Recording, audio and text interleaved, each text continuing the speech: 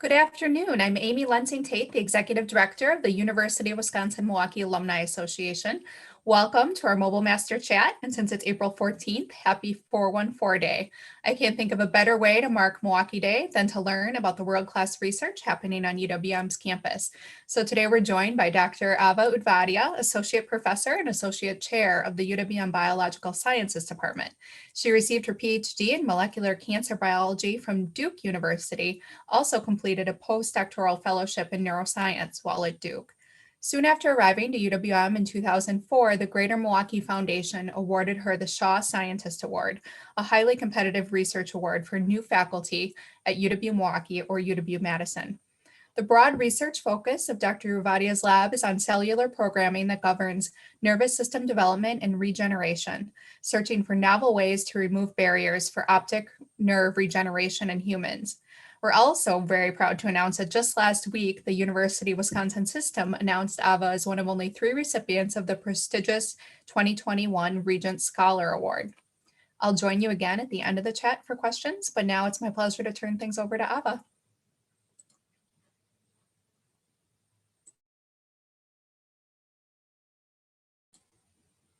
Oops. Let's see, portion of screen.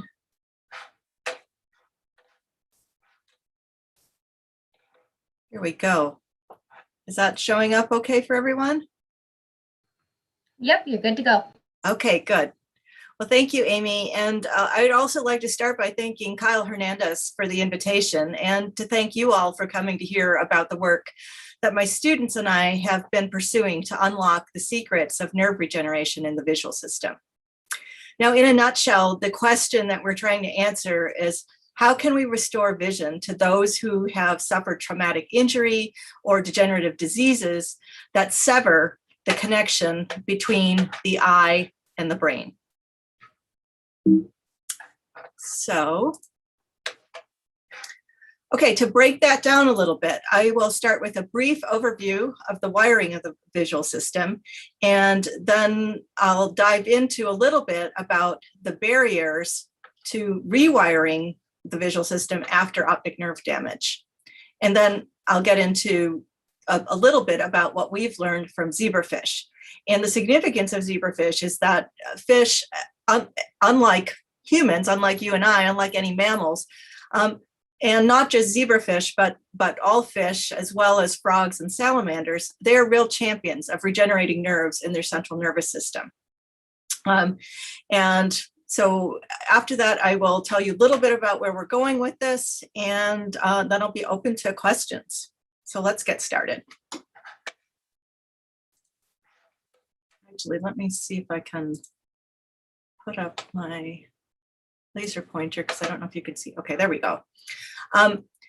So from an early age, we learned that we see with our eyes. But in actuality, our eyes are really just the first part in the visual pathway. And as you're going to learn today, the eyes are this extremely beautiful and elegantly sophisticated detectors of light. And the light that they detect is the light that's reflected off of objects in our visual world. Now, in order for us to perceive these objects in our visual world, that light information needs to be transmitted back to the brain, where it gets processed into what we perceive as an image. Now, the part of our eye that does the actual light detecting is actually just a thin film of tissue at the very back of the eye, and that is called the retina. And the retina actually has 3 major jobs. It's got to detect the light, then it's got to translate that light information into a language that can be understood by the brain. And then finally, that information has to be transmitted back to the brain, and it has to be transmitted in an ordered manner. So if you kind of think of the retina as being this screen made up of millions of pixels, then those pixels have to be, the information from those pixels have to be sent back to the brain in the right order in order for the image to be assembled in the correct way and for us to perceive that image. So the retina itself is actually made up of millions of specialized cells called neurons that carry out these jobs. And in the next slide, what we're going to be doing is we're going to look at this tiny portion of the retina, we're going to blow it up big so that we can actually see the cells that are there in that small boxed region and learn more about the different types of neurons in the retina and how they carry out these specific and important jobs. Okay, so here we have a cross section through the retina. And just to kind of orient you, the lens would be here. So light would be coming in this direction, and light would go all the way to the back of the retina. What I want you to notice here on this diagram is that the retina can actually be thought of sort of as a three-layer cake, with the layers, the cake layers being these cellular layers. So this is where the cells reside. And you can, so this, these circles here with the little circle inside, the little circle inside is the nucleus. And these are the cells, and these are elaborations of the cells, and we'll talk more about that. So we have a cell layer here at the very back. This is the photoreceptor layer, and you may have heard of photoreceptors, also referred to as rods and cones, and that's based on the shape of these detectors up here. We have a layer in between called the interneurons. So these are actually several different subtypes of neurons. And what they do is they kind of pre-process the information that you're getting from the photoreceptors. So in case I neglected to say this, the photoreceptors are the ones that are actually doing the light detection. Okay, so these big antennae things that you see up here are actually the things that are detecting the light. So the photoreceptors detect the light, they convert that light information into a chemical signal, and then they deposit it onto these cells that are in that second layer. These are the interneurons. And those interneurons then take that information and they send it to this next cake layer. This is the retinal ganglion cells. Okay, so we have 3 cake layers, that's where the cells are. And then we have the frosting layers, which are the places where the information actually gets exchanged between the cells in each layer. Okay, so these little connections here. So chemicals are being transmitted here. They're being received by the antennae of these cells. They take that information and they transmit it via, again, a chemical signal onto the retinal ganglion cells. Now, the retinal ganglion cells are really special. So as our visual system develops, our retinal ganglion cells will grow out these long, thin projections. They're almost like wires. You can think of them as wires. And these wires will go up and plug into the right place in the brain. So they will connect to cells in the brain, remember, to recreate that image. So they're transmitting the light information in an ordered manner up to the brain so that we get the image. So just to review again, light gets detected by the photoreceptors. They translate it into a chemical signal to the interneurons.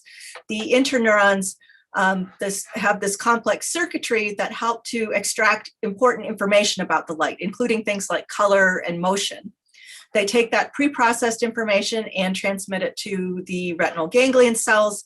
And what the retinal ganglion cells do is they convert that chemical signal into a nerve impulse, okay? And that's what gets sent via these long wires up to the brain.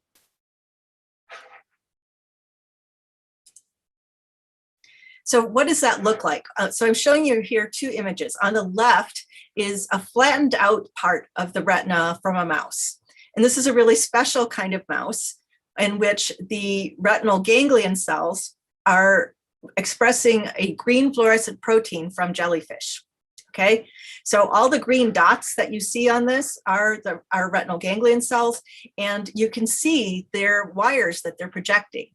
And what I hope you can see here is that these wires from a bunch of different cells in the same area start to bundle together, and they then course towards the very back of the eye to the optic disc. So this is now where all of those wires from all the retinal ganglion cells all around the retina will project those wires. I'm going to give you a name for those wires. They're called axons. Okay, so those axons will then exit the eye here. They'll bundle together, and that bundled set of axons is what makes up our optic nerve. Okay, and that's you can think of it as the coaxial cable that's carrying the light information from the eye up to the brain. Here on the right, we're looking actually at a zebrafish. And I'm showing you this picture from zebrafish because zebrafish are actually transparent as they develop. And so we can actually look at these in the living animal. And so what I hope you can see here is those bundles of axons that are coming out from the back of the eye bundled together to form here the optic nerve. And the way that the visual system is wired is that the information from the left eye will go plug into the right part of the brain, and the information from the right eye will plug into the left part of the brain. So we're looking at the animal from below. Okay, so all of these bundles that you see here are these that are coming down to exit the back of the eye. All right, so the organization and the wiring of the visual system is highly conserved across all vertebrate species. And in fact, what we know is that the cellular materials, the molecular machines, and the genetic instructions that are required to build this connection from the eye to the brain are essentially the same in all vertebrate animals. So we build it in the same way, the same materials, the same machines, the same instructions. Yeah, so fish, frogs, salamanders, mice, humans, we all run a genetic program to build that axonal connection from the eye to the brain in essentially the same way. Now, once that connection is built, the cells in the eye switch off that genetic program for growing the connection, and then they run a completely different program that's needed for transmitting the information from the eye to the brain. Okay, so this is an important distinction between what goes on in the developing neurons and the mature neurons.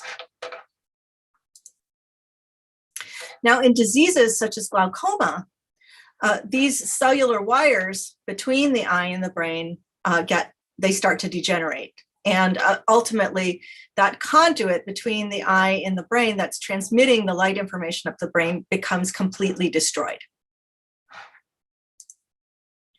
Now, because the retina is part of the central nervous system, this damage caused by glaucoma is permanent. And that is because central nervous system neurons in mammals do not naturally regenerate. Okay, it's not that in mammals and particularly in us in humans that we have no capacity for nervous system regeneration. In fact, nerves in our peripheral nervous system can regenerate.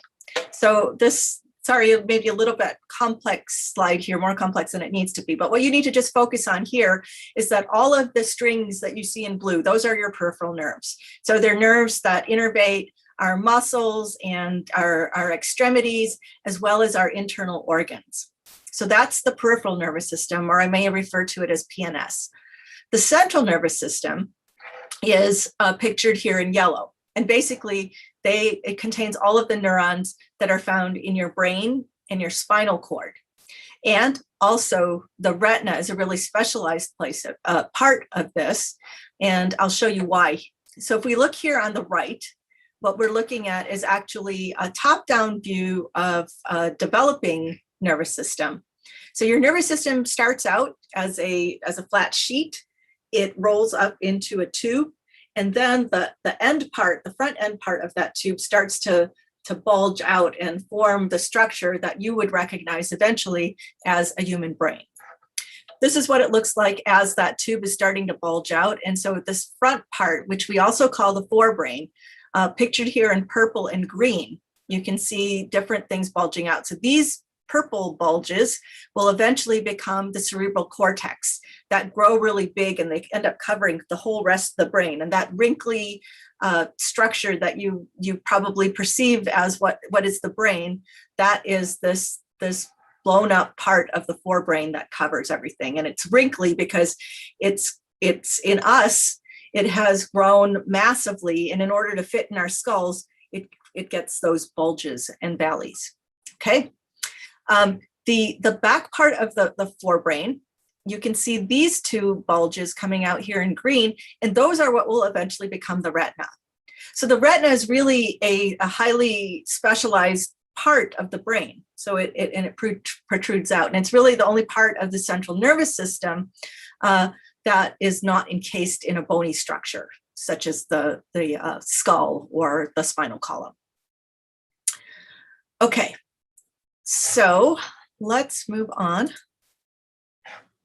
Okay, so as I said, in mammals, the central nervous system doesn't naturally regenerate. But we can kind of think of damage to the central nervous system falling into two different categories.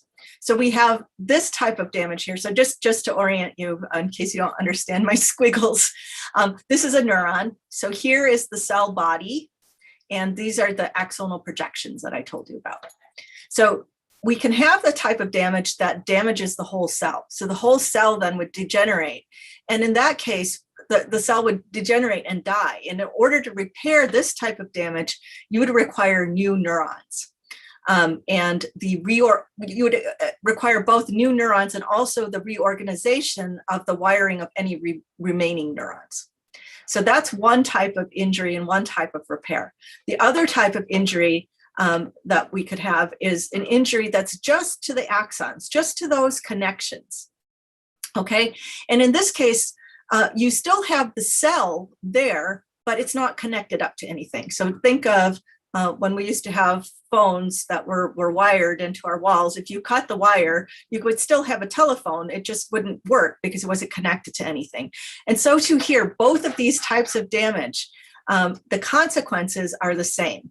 And that is a permanent loss of function because of that failure of the mammals to repair their central nervous system. So what my lab is focusing on is this type of damage and this type of repair. So an injury to the optic nerve is only breaking these connections.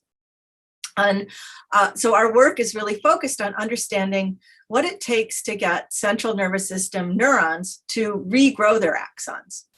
And although here we're really focusing on the optic nerve, this type of research has direct relevance not only to diseases like glaucoma, but our work also has relevance to problems like spinal cord injury, where there are damage to these axons, to these connections, but where the disconnected neuronal cell bodies can persist for extended periods of time. And in the case of spinal cord regeneration, these disconnected neurons might be there for months or years afterwards. And so if we could figure out how to convince these cells to regrow their connections, we could actually recover function. And so this is the question that drives our work. Okay, so now we're going to think about why don't adult mammals regenerate their central nervous system axons? Now, early work in the regeneration field focused on the fact that the actual environment of the central nervous system, the mammalian central nervous system, has many extrinsic barriers to regeneration. That is, many things in the environment, not about the neurons itself, but the things that are in the environment where it would have to grow, that are actual barriers to regeneration. And I'm just going to go over a few of these. So again, here's our neuron, here's the cell body, here's its projection that it's growing out the axon. What I want you to pay attention to here is that these little white squares represent myelination. What myelination basically is, if you think of this axonal projection as being a wire, this myelination is insulating that wire. So it's keeping that electrical impulse that's being sent down that axon, it's keeping it from leaking out the sides. Okay, so there is this myelin sheath. Now, in the central nervous system and in the peripheral nervous system, there are two different types of myelin sheath. The myelin sheath in the peripheral nervous system happens to be actually provide an environment that's actually inviting for the neurons to regrow. Whereas that which is found in the central nervous system is inhibitory. So in this insulation, you can think of, there are little studs of proteins that are actually inhibitory to this wire growing back. The wire hits one of those inhibitory studs and it collapses and it goes back. Okay, so this myelin in the central nervous system is inhibitory. There are also other types of cells that are only in the central nervous system that become attracted to a site of injury. Much like in your periphery, if you get a cut or something, you get a rush of immune cells to cordon off that wound. So the same thing is happening in your central nervous system. The cells that rush to the site of injury are called astrocytes. Okay, so these are specialized types of cells that go off and try to cordon off that part of injury to keep the injury and any toxins that are from that broken cell spilling out to damage neighboring cells. So that's a good thing. But the problem is that sometimes they get stuck there and actually form a scar. And the scar can form a physical barrier to the regrowth of those wires. There are other things that are problematic in the central nervous system, which is once you break this axon, you have degeneration of both the axon and the insulation degrading. The part that's no longer connected to the cell, that will start to degrade and create basically a big cellular mess. And in the central nervous system, the cells that are charged with cleaning up that mess, they are called microglia. They are just not doing such a good job. They're not as good at it. They also themselves can secrete other inhibitory molecules. Out in the peripheral nervous system where regeneration can happen, the cells that are charged with cleaning up that cellular mess are the macrophages of the immune system, and they're really efficient at it, and they're also secreting molecules that are actually convenient for promoting the growth. Okay, so the early strategies in the regeneration field really focused on reducing this inhibition from the central environment. And they did this either by providing the neurons, the injured neurons, with a more favorable growth environment, such as actually putting on a graft from a peripheral nerve. Or they used pharmacological or genetic tricks to neutralize these inhibitory molecules. Okay, so that was the big excitement. And the problem was that these strategies met with, at best, really modest success. And by that, I mean that, for example, with damage to the optic nerve, when they provided a peripheral nerve graft, what they found was that probably less than 2 or 3% of the cells that were there would actually regrow an axon or start to regrow an axon through that nerve. And far fewer still grew it all the way to reform the functional connections. And a similar small percentage responded to other types of therapies in trying to reduce the inhibitory environment. And so that said that, yes, the environment is inhibitory, but there must be something else just about the cells themselves that's not ready to regrow.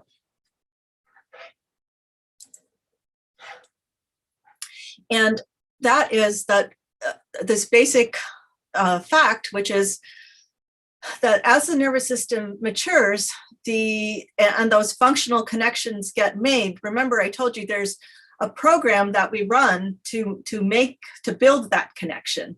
But once the connection gets made, that program gets turned off.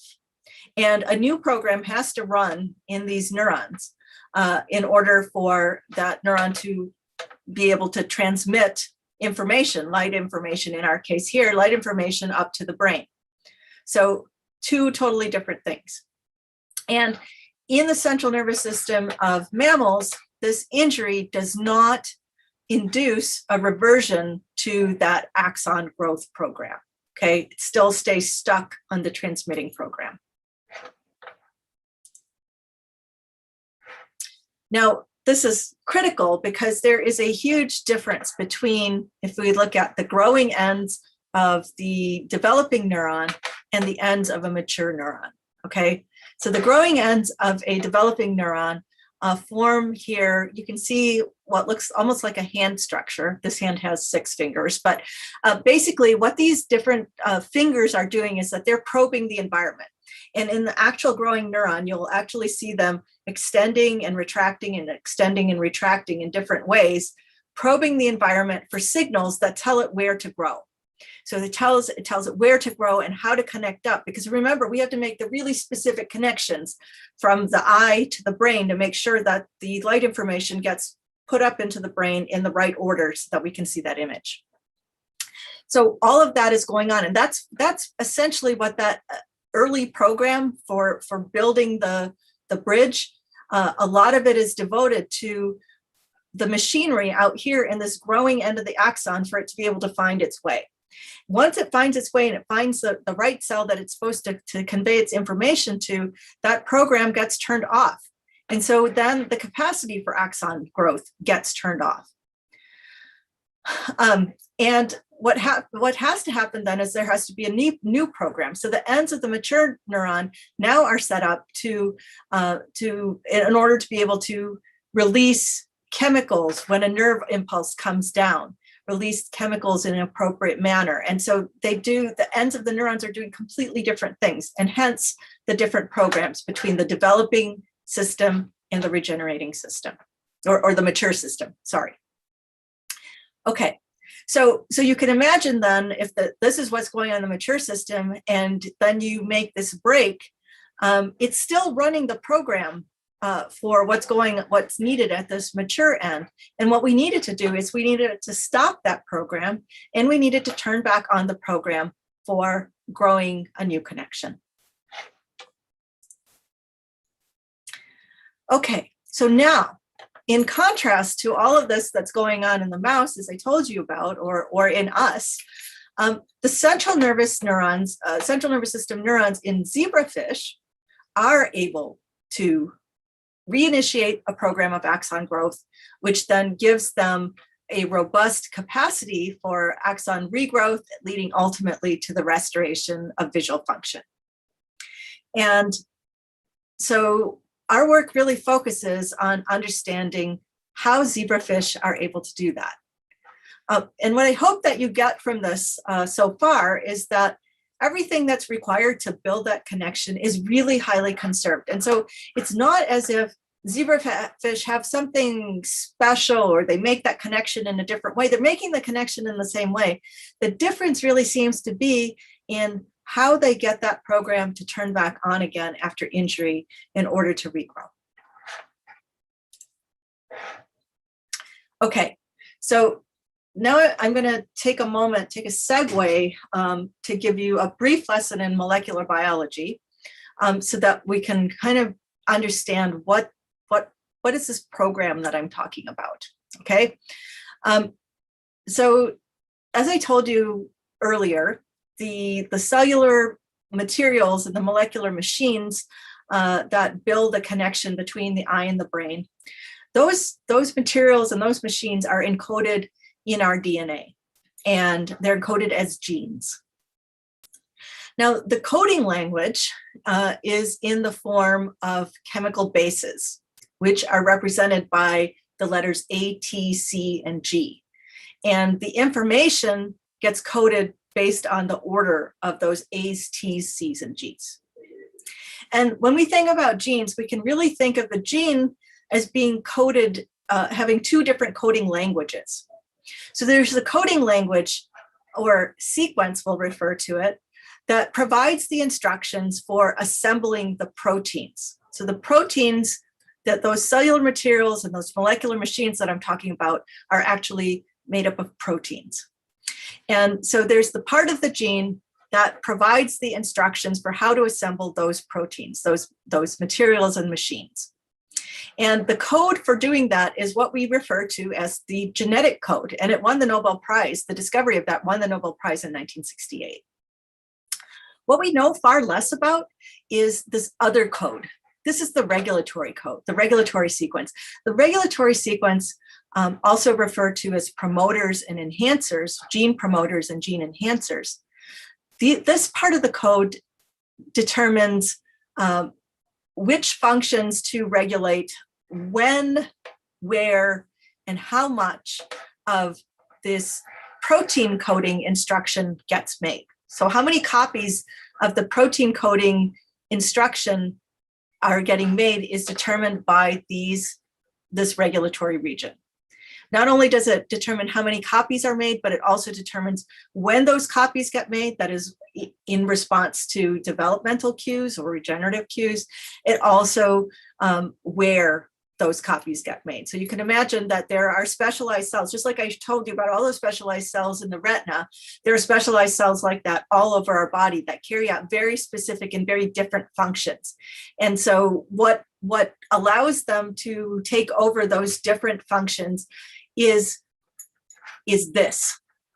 Basically the controls of when, where, and how much each of these protein instructions gets made. Okay, there's very specific set that gets made for developing retina cells, for regenerating retina cells, etc. Okay, so our question, part of our question then is, how are these instructions working? Now, while we don't understand, well, there's not as clear of an understanding of the code as we understand how to make those proteins. The code for the regulatory region is a little less well understood. But what we do understand about it is that it functions actually by attracting specific types of proteins. So these are part of the materials. The proteins binding to these regions will either stimulate or inhibit this process of making a copy of the instructions. And it is the collective readout of these proteins that are bound here, which will determine when, where, and how much of these instructions get made. Okay, so this binding can either facilitate or inhibit the copying, and the actual binding of these proteins to these regions are impacted by what's going on around the cell. Okay, so for example, if there was a signal, an injury signal saying, hey, you're injured, you now need to turn this program back on. This is where, this is how it would do it. It would signal back to these proteins to get made and to get to bind to these regions. Okay, so our goal is basically, and let me tell you, give you another name. These proteins that bind here are called transcription factors. And so our goal is to understand the transcription factor modules. We think that there are modules. That's part of our hypothesis, that there are modules that will work together to, say, promote a program of regeneration. So they would co-regulate genes with the similar pattern of expression. That is the pattern of expression that says to turn on when you get an injury and to regrow the connection from the eye to the brain.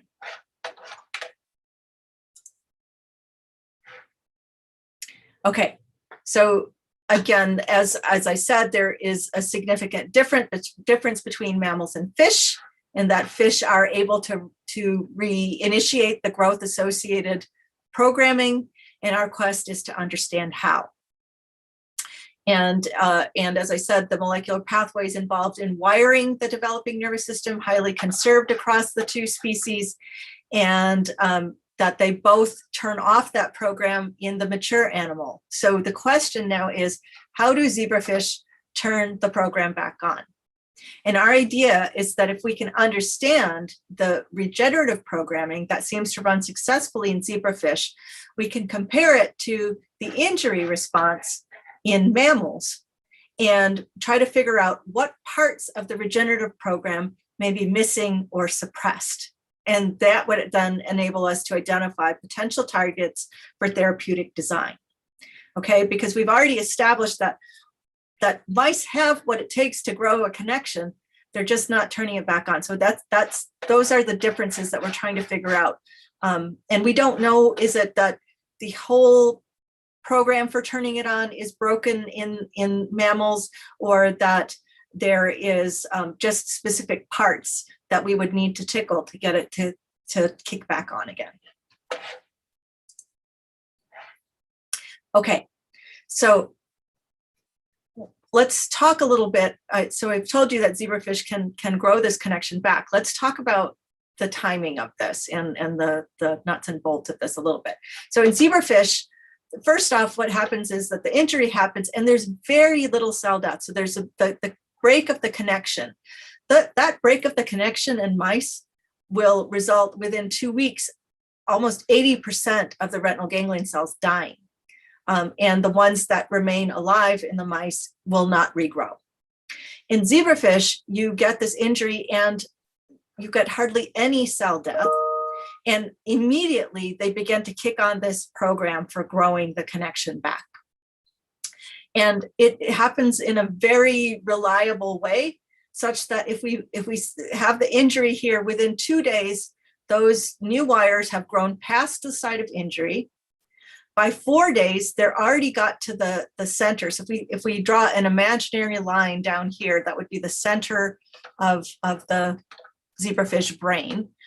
So it takes them 4 days to get back to that center line. And remember, I said that the eyes connect up to the opposite side of the brain. So at 4 days, they have to cross over to the other side of the brain. By 7 days, they're already up here deciding which particular structure in the brain, because there's particular structures that are important for vision versus, say, the sense of touch or sense of smell. So that it has to choose the right target area in the brain, and that's happening by 7 days.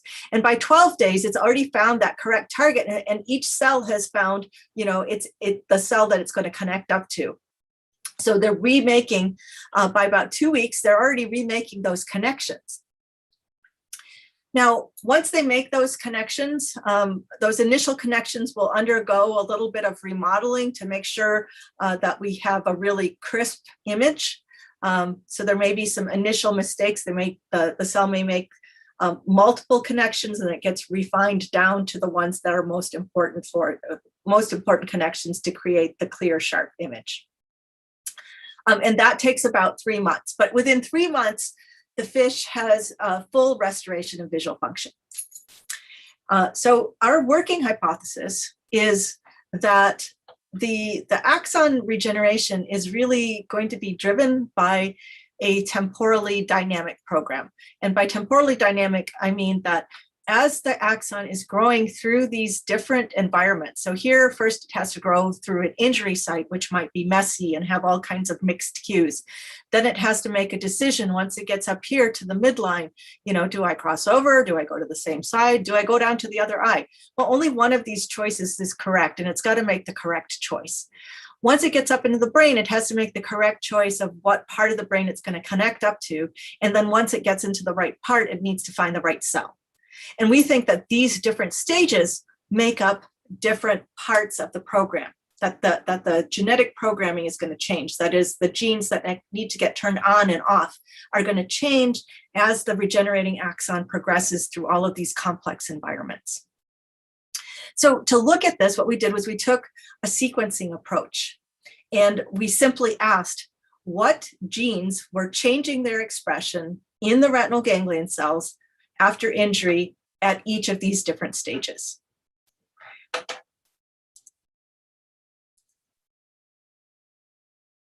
And what we found, if we looked at genes that changed over that entire time course, is we found 7,000 genes whose expression changed from the uninjured animal, okay? 7,000 genes are differentially expressed in the regenerating zebrafish retinal ganglion cells.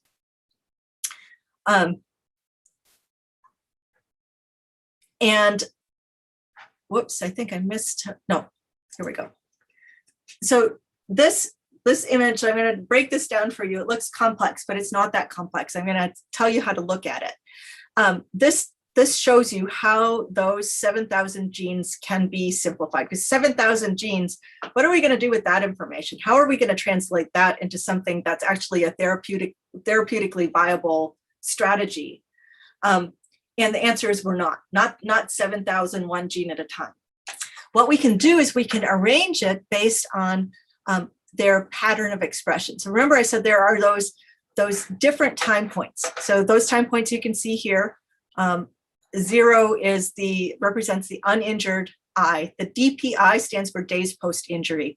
So at 2 days post-injury, 4 days post-injury, 7 days post-injury, and 12 days post-injury, we took a snapshot of genes that were turning on and off. So those time points are represented down here at the bottom of this across here. So this is 0, 2, 4, 7, and 12. And then what we did, each single line, thin line, you can't even see the separate thin lines. What you see are sort of clusters of lines. Each line represents a single gene. And the color coding here is such that the brightest red is where that gene shows the peak expression, okay? And then if we group all of the genes based on their pattern of expression over time, what we can see is that there are genes whose expression peaks early in regeneration, those that peak sort of midway through regeneration, and those that peak at the end stages of regeneration. We also have a class here where the expression is high in the uninjured and at the back end when we're here at 12 days remaking those connections, but their expression gets turned down in between while that connection is growing. So that's important too. It's not only what needs to be there to grow that connection, but you probably also need to turn off things that are not necessary, who, if those programs are still running, might actually damage or inhibit the regeneration effort. So just as we have things that are being activated at different times after injury, we also have things that are getting turned down at different time points after injury. And we think that all of this is important. But what you can see is we can reduce now down our complex program of 7,000 genes to about 1, 2, 3, 4, 5, 6, 7 clusters that are expressing in the same way. So now what we're going to do is we're going to look at the controllers. So remember those transcription factors that I said regulate when, where, and how much of the genes get made? We are trying to investigate those regulators to see if we can find a combination of regulators that promotes this type of expression and another set of regulators that promotes this type of expression. So now we reduce our problem significantly by looking at the regulators of all of these. So if we look at the potential regulators that we derived from our data set, what you can see is that there is a smaller number of those. And I'm showing you here, so these peaks, these gray peaks that you're seeing represent the peak expression of these different regulators at 2 days post-injury, 4 days, 7, and 12. So now we're down to a much smaller number. And what we actually think might be going on is that if we can identify these regulators at the top of the hierarchy, we think that these regulators might be in turn regulating the expression of the next peak that comes by. So we think we can narrow the problem down even further by trying to look at this first wave to see if we can get these regulators to turn on, then they can then run the rest of the program through this almost kind of, if you think about a domino action, okay? So this is what we are excited about learning now, whether that hypothesis is true. And there's some evidence from other types of processes that carry out in a sequential manner that this idea is a good idea, that it could actually be how it's working. And that's what we're trying to investigate now. So understanding the regulatory cascades that drive successful regeneration will, we think, provide the basis for a potentially more feasible therapeutic approach.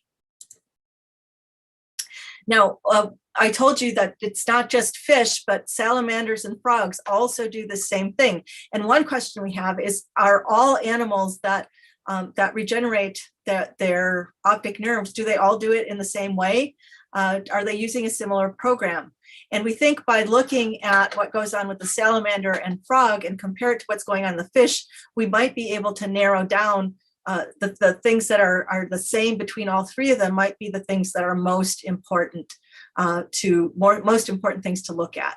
And so this summer, I'm going to be working in collaboration with Karen Echeverry and Fiona Watson to look also at the salamander and the frog to see how well conserved, what's the same between all of them, what are different, and are those differences important to the growth of the axon or just something else that's particular to these different animals. So in summary, what I've told you is that central nervous system nerves in humans don't naturally regenerate, but in zebrafish and other aquatic animals, they do. And that regeneration is driven by this temporally dynamic program. The questions that we have now, as I said, do all species that regenerate use the same program? What are the differences in the injury response between the animals that do regenerate and those that don't? That's now our target area that we would look at for as far as therapeutic targets. And then can we stimulate regeneration through the addition of a few key regulators?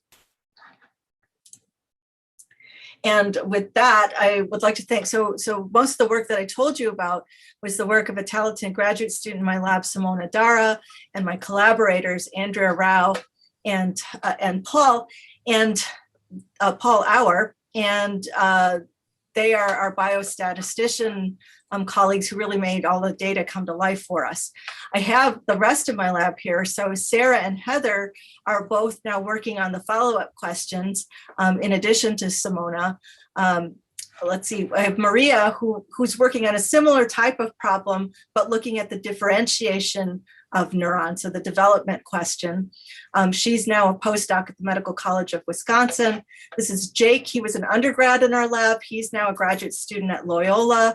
This is Jason. Jason is our IT guy that is helping us with all of the programming. And he's a master's student who has a computer science background, and he's going to learn to be the translator between the biologists and the computer scientists. So thank you.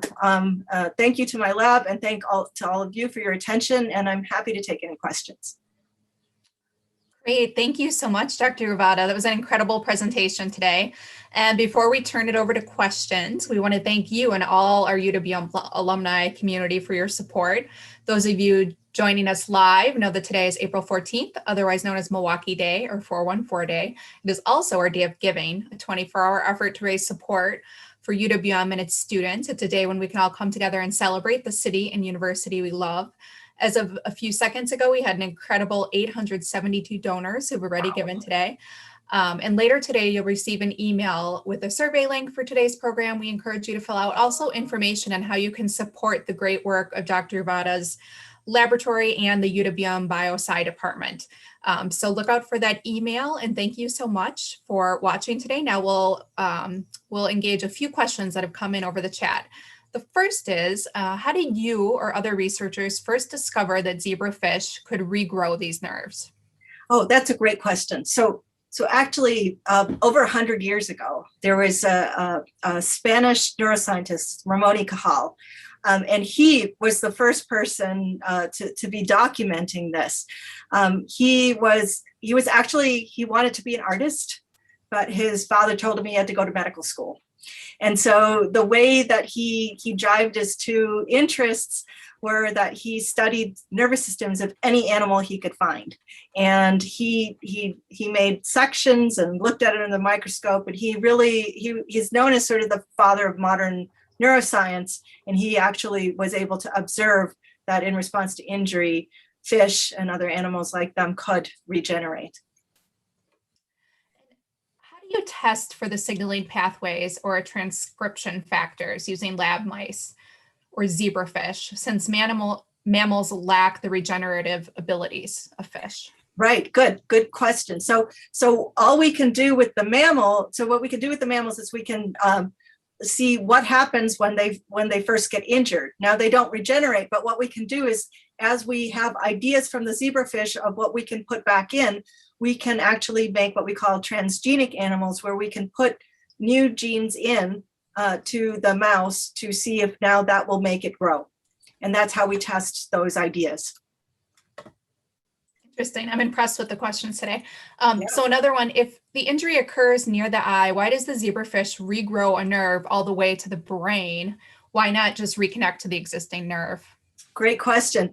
And that is because once the injury happens, the part that's no longer connected to the cell, it doesn't have all the nutrients and things that it needs to live. And so it basically completely degenerates.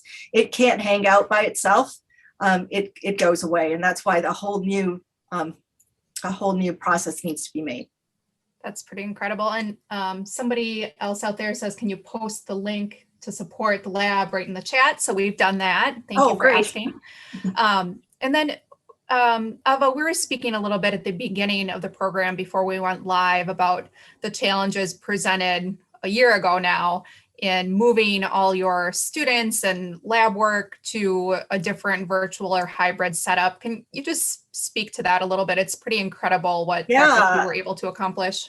Yeah, so I mean, we got about, I had actually gone in for a spinal fusion surgery March 9th. When I went into surgery, there was, is there a pandemic? Is there not a pandemic? When I came out of surgery, it was like, we're going to be going online in 2 weeks. So here I am recovering from surgery and recording lectures madly. And so this is the story of all of us, of educators all over the country, right? We had to suddenly flip to this.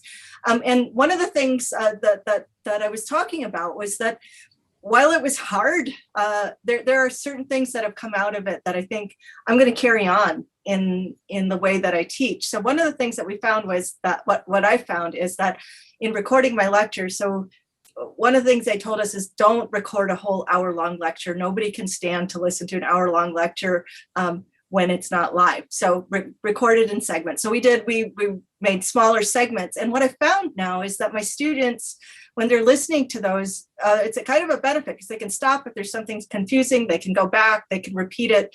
And I think that when I go back to teaching live, I'm still going to have those things available for them so that they can go back and have their questions answered. But yeah, I was staying up till midnight, 2 a.m., just trying to keep a couple lectures ahead because yeah, it was a lot of work. And then learning the technology of getting everything posted and interacting with the students online. I think the one really important thing that I found was that students still wanted the personal interaction. So I made sure I had at least once a week that was optional for students, who might not be able to make it, but once a week where we could meet synchronously and we could talk about questions and things and answer those live. And all of that seems to work really well. And I think that's something I'm going to continue on when we go back live, which is hopefully this fall. Yes, hopefully. It's really, really incredible what faculty were able to accomplish in a quick time frame and how adaptable and resilient our students were. Yeah, I mean, the students were incredible. They were incredible in that they just snapped to it and did it. Absolutely. Yeah. Another question, how do you see this technology switch impacting research opportunities in students' work? Yeah, so that was the really tough part.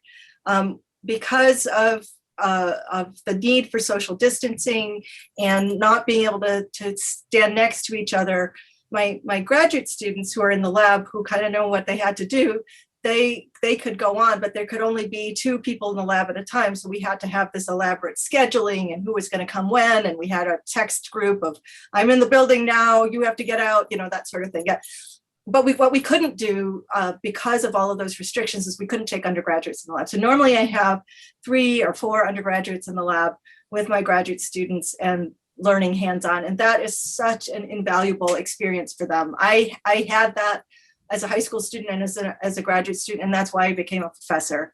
And so I always try to have those undergraduates in my lab, and we have one just because of the spatial constraints.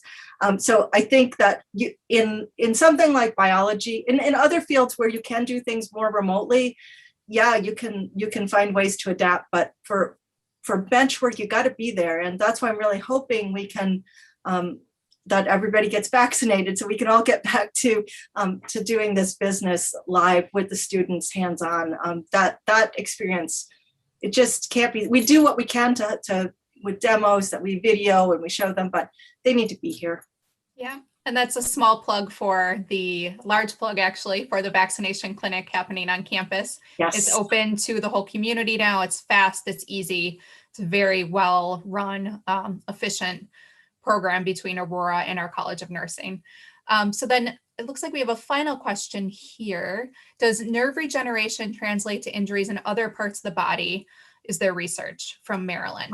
Yes, that's a really interesting question. So I have a colleague at Duke University who works on heart regeneration, and he and members of his lab, actually one of his postdocs who's now in Madison, they have an idea that while there will be things that are specific to different types of regeneration, that there may be certain aspects that are universal regeneration for any type of thing. So there are people that are trying to understand the commonalities between regeneration of different tissues, and also in our case, the commonalities between an injury in the optic nerve versus an injury in the spinal cord or other nerves. But I think absolutely there will be some commonalities just about reverting cells back to reverting mature cells back to a state where they're more plastic and able to grow and regenerate. And some of those things will be conserved across tissues.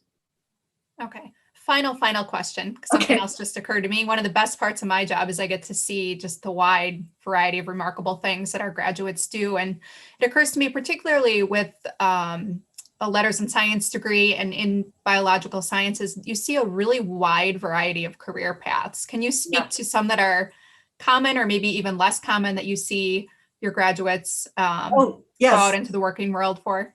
Thank you for that question, because my other hat as associate chair is to get the undergraduates on their way and making sure that we have programs that can be specialized to their particular interests. So in the biosci department, we've got we're kind of loosely in three groups of cell and molecular biology, people studying, so that's a group that I'm in, microbiology, people studying the viruses and the microbes and yeast, and then people studying the bigger questions of ecology and evolution and behavior. So how animals are interacting with the environment and each other.